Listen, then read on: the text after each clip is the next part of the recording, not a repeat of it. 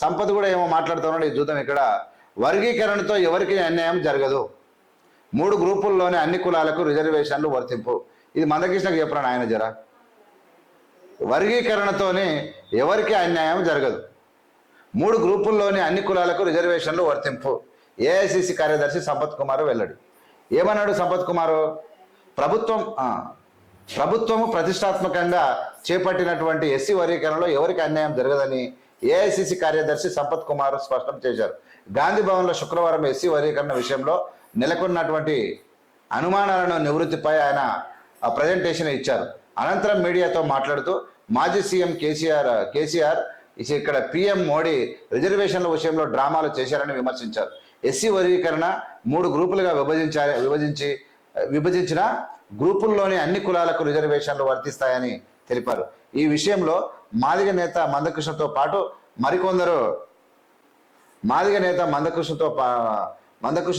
మరికొందరు అనుమానాలు వ్యక్తం చేస్తున్నారని చెప్పారు.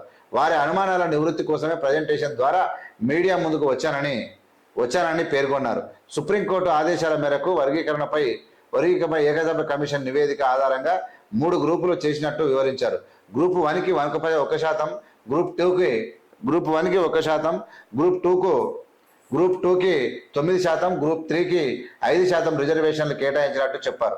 గ్రూప్ 1లో 15 కులాలు, గ్రూప్ 2లో 18 కులాలు, గ్రూప్ 3లో 26 కులాలు ఉండగా 33.9% మాత్రమే ఎస్సీ జనాభాలో ఉన్నారని 33.9% మాత్రమే ఎస్సీ జనాభాలో ఉన్నారని వెల్లడించారు. 5% రిజర్వేషన్లు ఇచ్చిందని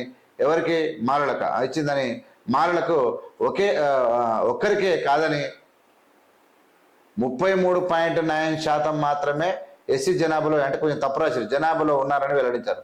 అయితే 5% రిజర్వేషన్లు మాలలకు ఒక్కరికే కాదని గ్రూప్ 3లోని అన్ని కులాలకు ఇది వర్తిస్తుందని స్పష్టం చేశారు.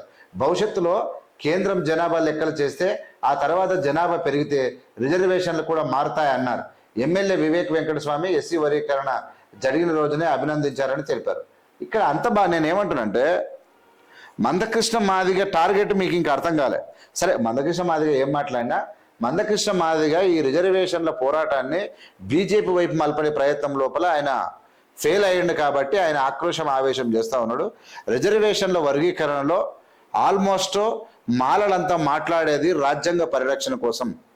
రాజ్యాంగంలో వర్గీకరణకు అవకాశం లేదు. 75 ఏళ్ల చరిత్రలో 341 ఆర్టికల్ను టచ్ చేసిన వాడు ఎవడు లేడు.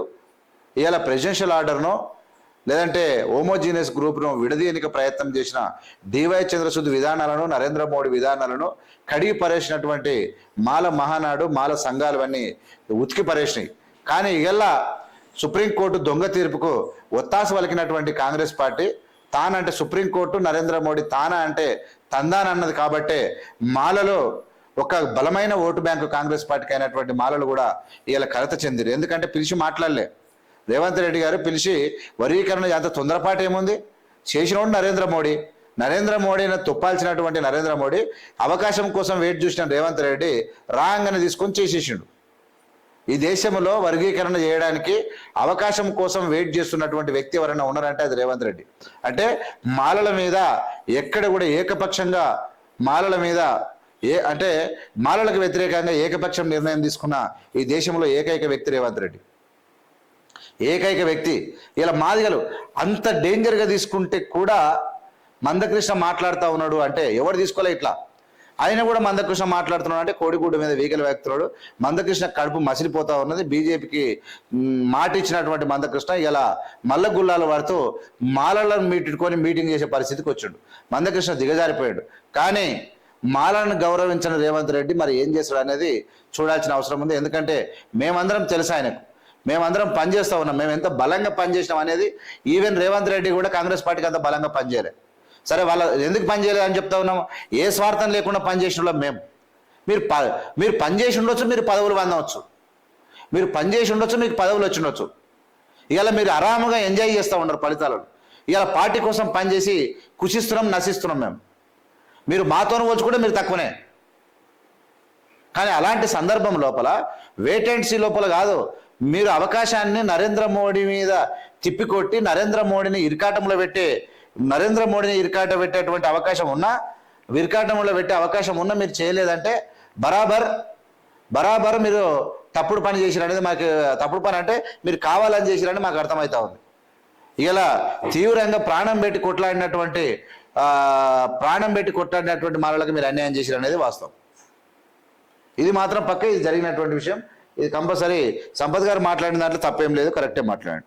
నేనేమంటానంటే మాకు మాదిగలకు చేసిరా, మీరు ఏం చేయాలనుకో చేయాలి, మాకు తెలియకుండా రేవంత్ రెడ్డి గారు మాదిగలకు పిలిచేమని మీరు మాకేం అభ్యంతరం లేదు, మాకు ఎలాంటి అభ్యంతరం లేదు. మాదిగలలో పేదవాళ్ళను గుర్తించి అందరిని అభివృద్ధి చేయండి. ఎవరైనా అభివృద్ధి కావాలి, మాకు మందకృష్ణ లేక కుళ్ళు బుద్ధి ఉండదు. మాదిగలలో అత్యంత పేదరికం వల్ల వాళ్ళని మీరు అవకాశం ఉంటే అభివృద్ధి చేయండి అని కోరుకుంటా ఉన్నాం. అది మా ధర్మం.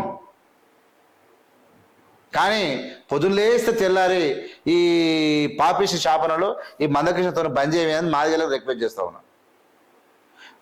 మందకృష్ణ ప్రెస్ మీట్ పెట్టినప్పుడల్లా నేను మాట్లాడాల్సి వస్తుంది. ఇది పెద్ద ప్రమాదకరంగా మారింది.